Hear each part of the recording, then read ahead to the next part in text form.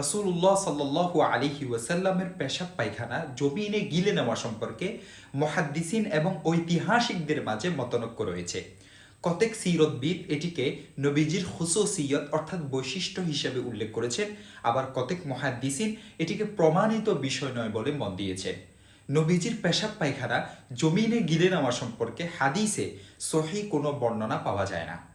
তবরানী রহমাতুল্লাহি আলাইহি তার মুআজামুল আওসাতে আয়েশা রাদিয়াল্লাহু তাআলা আনহার সূত্রে একটি হাদিস এনেছেন এবং একই হাদিস দারাকুতনি সহ কতেক মুহাদ্দিসিনও বলেছেন এবং এনেছেন, যার ভাষ্য আয়েশা রাদিয়াল্লাহু তাআলা আনহার জিজ্ঞাসার জবাবে রাসূলুল্লাহ সাল্লাল্লাহু আলাইহি ওয়াসাল্লাম বলেন, জমিন নবীদের পায়খানা প্রস্রাব শুষে নেয়।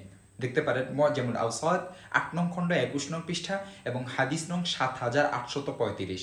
কিন্তু বর্ণনাটি মজবুত নয়, যার দরুন গিলে নেওয়ার বিষয়টিও সংশয়পূর্ণ। যদিও হাফেজ সুয়ুতি রহমতুল্লাহি আলাইহি সহ অনেকে এর অন্য একাধিক সূত্র থাকার কথা উল্লেখ করেছেন, অতএব এসব আলোচনা করা থেকে বিরত থাকাই শ্রেয় উত্তম। আর এগুলো কেয়ামতের পূর্বে তেল গ্যাস হয়ে উঠবে অনেকে বলেন, এটা কোরআন ও হাদিসের কোথাও আসেনি, এটি সম্পূর্ণ অপ্রমাণিত বিষয়, ভিত্তিহীন কথা।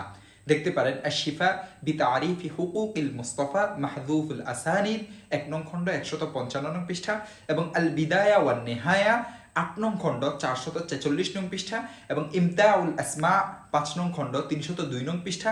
আরও দেখুন দালাইলুন নবুওয়া ২ নং খণ্ড ৪৪৩ এবং ৪৪৪ নং পৃষ্ঠা, হাদিস নং ৩৬৪। আরও দেখুন আল খাসাইসুল কুবরা ১ নং খণ্ড ১৭৬ নং পৃষ্ঠা এবং দালাইলুল বাইহাকি ৬ নং খণ্ড ৭০ নং পৃষ্ঠা।